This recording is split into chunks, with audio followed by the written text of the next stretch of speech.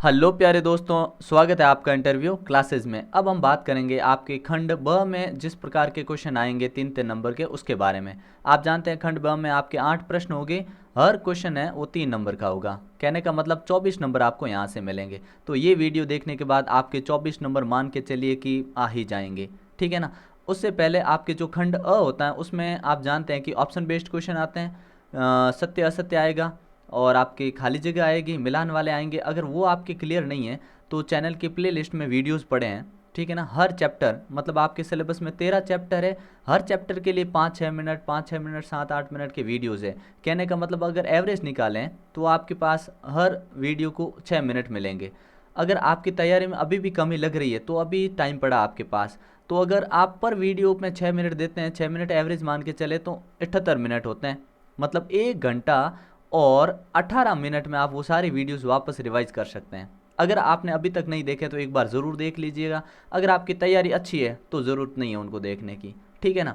अब बात करते हैं इसके बारे में। ये हम बात करेंगे जिसमें आपके 3-3 नंबर के सवाल आएंगे। उम्मीद करते हैं सारे सवाल यहीं से मिलेंगे आपको एग्ज़ाम में, ठीक है ना। चलिए देखते हैं। इसके बाद हम 4-4 नंबर के जो आपके 4 सवाल आएंगे उसके बारे में डिस्कस करेंगे। तो ये वीडियो देख लेते हैं तो मान के चलिए आपका शानदार स्कोर होगा, ठीक है ना। ये प्रश्न बड़े सवालों में भी छोटे छोटे खंड करके पूछ सकते हैं, ठीक है ना। और ये पीडीएफ है वो भी आपको मिल ही जाएगी। ये पीडीएफ दोनों साथ में, ध्यान रखना, ठीक है ना।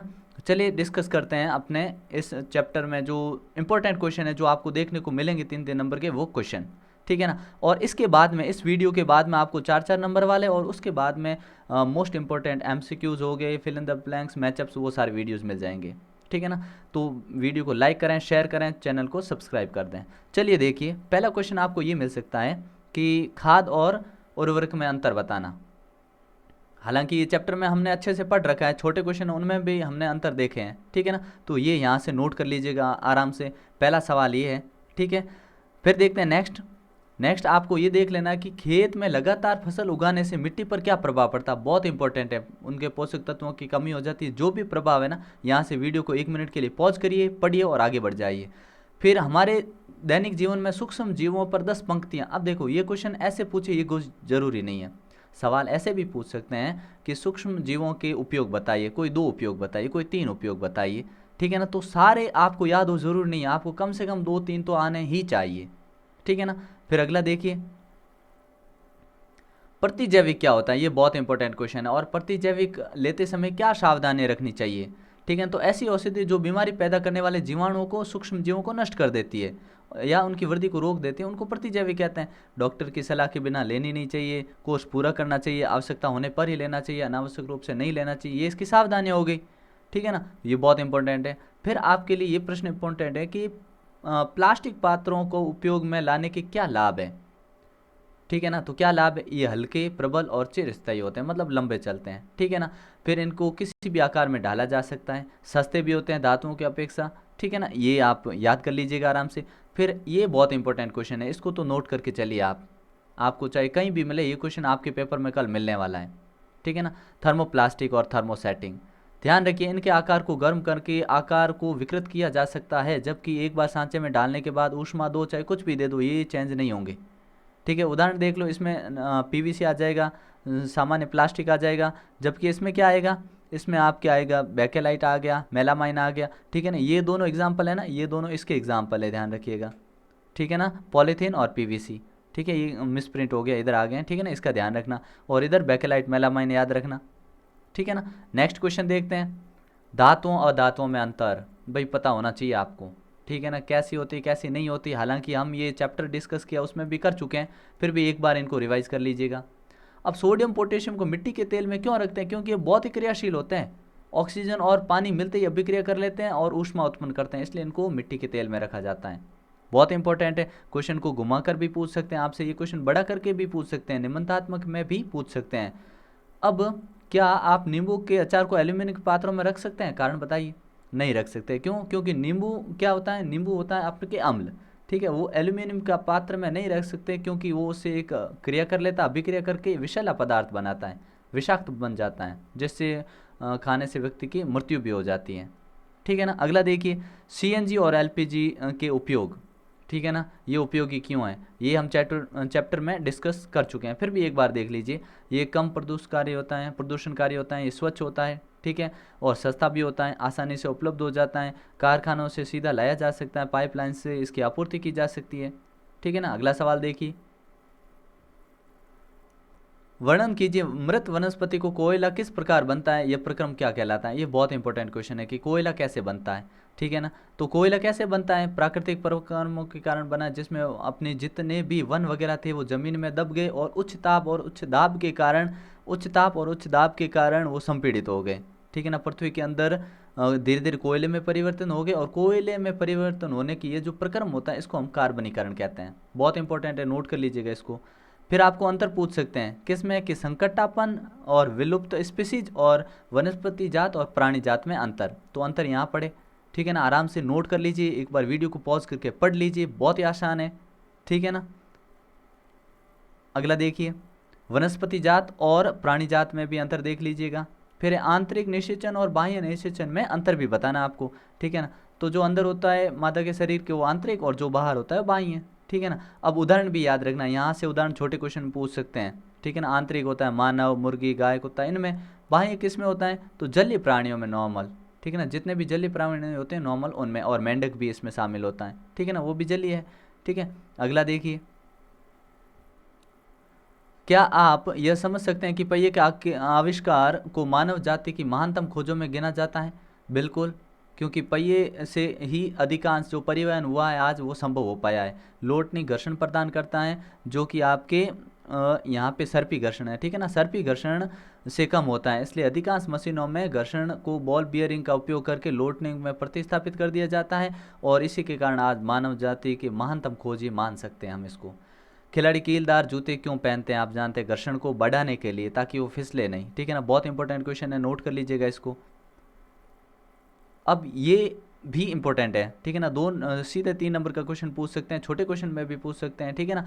विशेष आकृति क्यों होती है जो तरल में गति करते हैं, ठीक है ना। तो देखो, पक्षी और मछलियाँ हमेशा तरल में गति करते हैं, इनकी आकृति विशेष होती है ताकि उनमें घर्षण बल का कम सामना करें और उनकी अधिक ऊर्जा व्यय नहीं हो, खर्च ऊर्जा उनको कम करनी पड़े, ताकि आगे से वो तीखे होते हैं, जिससे आसानी से आगे बढ़ सके, ठीक है ना। क्या हम सभी कंपायनवान वस्तुओं की ध्वनि को सुन सकते हैं, बहुत इंपॉर्टेंट क्वेश्चन है, हालांकि हम डिस्कस कर चुके हैं, फिर भी एक बार यहाँ से देख लीजिए, नहीं सुन सकते। हम किन ध्वनि को सुन सकते हैं, केवल 20 हर्ट्ज से 20,000 हर्ट्ज के बीच की आवृत्ति वाली ध्वनियाँ ही सुन सकते हैं।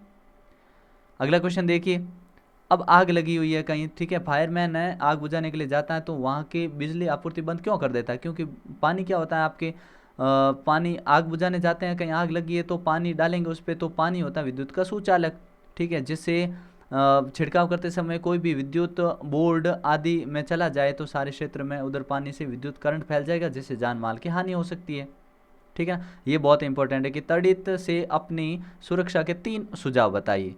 आप तड़ित यानी बिजली गिरती तो कैसे आप सुरक्षित रह सकते हैं, 3 उपाय। तो पहला, आपको टेलीफोन और विद्युत के तारों और धातुओं के पाइप को नहीं छूना चाहिए, बहते हुए जल से दूर रहना चाहिए, उसमें स्नान नहीं करना चाहिए, टीवी, कंप्यूटर आदि उपकरणों को प्लग जो होते हैं सॉकेट से निकाल देना चाहिए, ठीक है ना। याद रखिएगा, ये क्या है, अपने तड़ी से बचने के उपाय। फिर देखिए कि आप मान लीजिए किसी शहर में आपको भूकंप के झटके लगते हैं, तो आप अपने बचाव के लिए क्या सावधानियां बरतेंगे। तो बहुत इंपॉर्टेंट है, भवन, वृक्षों और ऊपर जाती हुई विद्युत लाइन जितनी भी होती हैं उनसे दूर रहें, खुले स्थान की खोज करें और धरती पर लेट जाएं। पहला तो ये भूकंप के टाइम, ठीक है ना। फिर किसी वाहन और गाड़ी में होंगे तो बाहर नहीं निकलेंगे, धीरे धीरे किसी खुले स्थान पर सुरक्षित पहुंचने की कोशिश करेंगे, ठीक है ना। ये तरीके भूकंप से बचाव के। चंद्रमा अपने आकृति में प्रतिदिन परिवर्तन क्यों करता है, बहुत इंपॉर्टेंट क्वेश्चन है, कैसे करता है और क्यों करता है, ध्यान दीजिएगा। हमें चंद्रमा इसलिए दिखाई देता है क्योंकि उस पर पड़ने वाला सूर्य के प्रकाश को हमारी ओर परावर्तित कर देता है, इसलिए हम चंद्रमा के उस भाग को देख पाते हैं जिस भाग से सूर्य का परावर्तित प्रकाश हम तक पहुंच पाता है। बालचंद्र के पश्चात, ये क्वेश्चन आपके आया हुआ, ध्यान रखना, बालचंद्र के पश्चात पृथ्वी से देखने पर प्रतिदिन चंद्रमा प्रतिदिन भाग में ये खाली जगह छोड़ के रखी है, ठीक है ना, क्या वृद्धि हो जाती है। तो यहाँ से भी क्वेश्चन कैसे भी बन सकता है, ठीक है ना।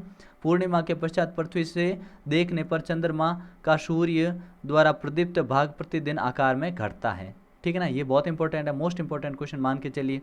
अगला देखिए, क्या आप तारों और ग्रहों में विभेद कर सकते हैं, आपको अंतर बताना है तारों और ग्रह में।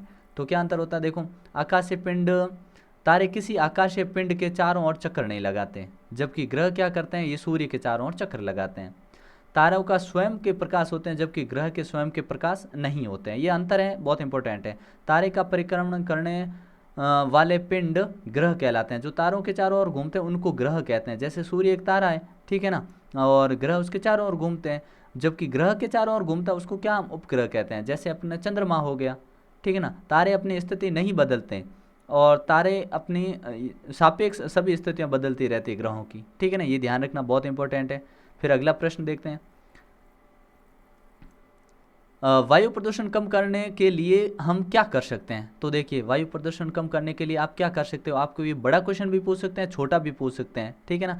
तो देखिए, वाहनों में शीशा रहित पेट्रोल सीएनजी जैसे ईंधन का उपयोग में लाना, पटाखों का बहिष्कार करना, ठीक है ना, और वैकल्पिक ईंधन का उपयोग करना, सौर ऊर्जा, जल ऊर्जा, पवन ऊर्जा का अधिक उपयोग करना, वृक्षारोपण ज़्यादा से ज़्यादा करना, ये तरीके होते हैं उपाय करने के, ठीक है ना।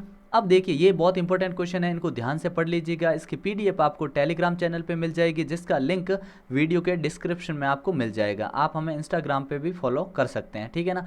तो मिलते हैं नेक्स्ट पार्ट में, तब तक के लिए शानदार ढंग से तैयारी करते रहिए, ठीक है ना। और थोड़ी देर बाद ही आपको 4 नंबर के जो क्वेश्चन हैं, 4 मार्क्स के 4 जो क्वेश्चन आने वाले हैं, उनका वीडियो भी मिल जाएगा। और उसके बाद में आपको सारे जो कंटिन्यू है वो एमसीक्यूज़, उस जो कहते हैं ना अपने पार्ट में मिलेंगे, जिसमें आपको एमसीक्यूज़ है, फिल इन द ब्लैंक्स है, वो सारे वीडियोस मिलेंगे, ठीक है ना। मिलते हैं नेक्स्ट पार्ट में, तब तक के लिए गुड बाय, जय हिंद, जय भारत।